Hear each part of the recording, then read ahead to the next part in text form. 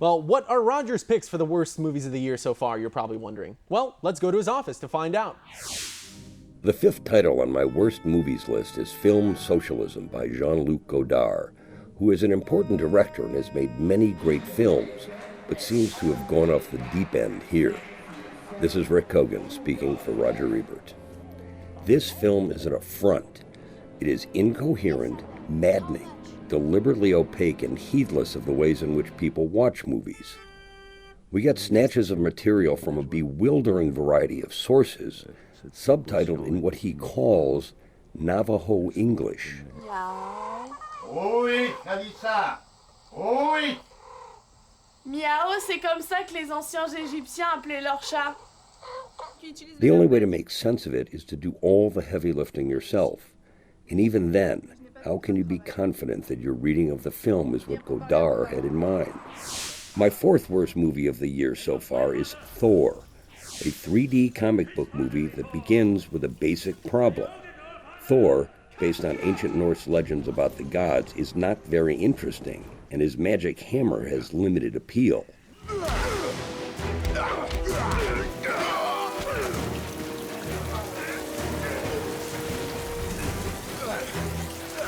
Superhero movies live and die on the quality of their villains.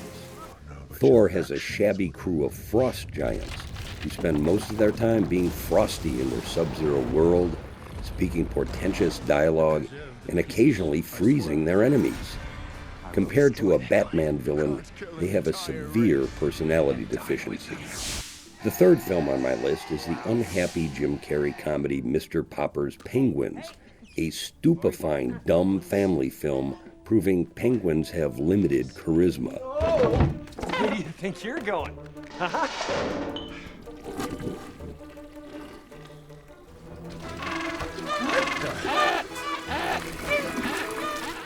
Penguins look cute in their little tuxedos, and maybe kids can imagine having one as a pet.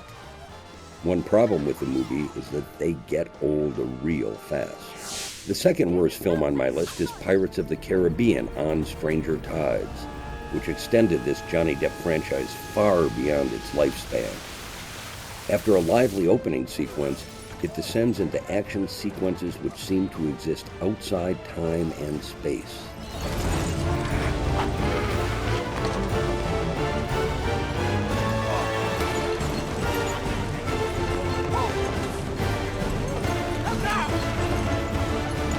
Johnny Depp is said to earn untold millions of dollars for every episode. Maybe that's not enough. There's no doubt in my mind which title is the worst film so far in 2011. And the winning, or losing, film is Transformers: Dark of the Moon. It's a visually noisy and ugly film with an incoherent plot, wooden characters, and inane dialogue. The series exists to show gigantic and hideous robots hammering one another, so it does. From here, the fight will be your own.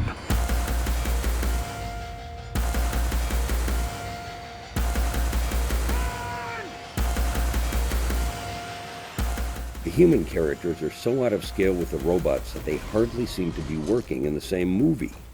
I have nothing against special effects movies, but I have a lot against bad ones. So, Transformers: Dark of the Moon, Pirates of the Caribbean on Stranger Tides, Mr. Popper's Penguins, Thor, and Film Socialism. The best thing about this list is its wide variety, and it means no single moviegoer is likely to pay to see all five. Thanks, Roger, for including 3 movies I gave thumbs up to on your worst of list, including one that is on my top 5 best of the year so far.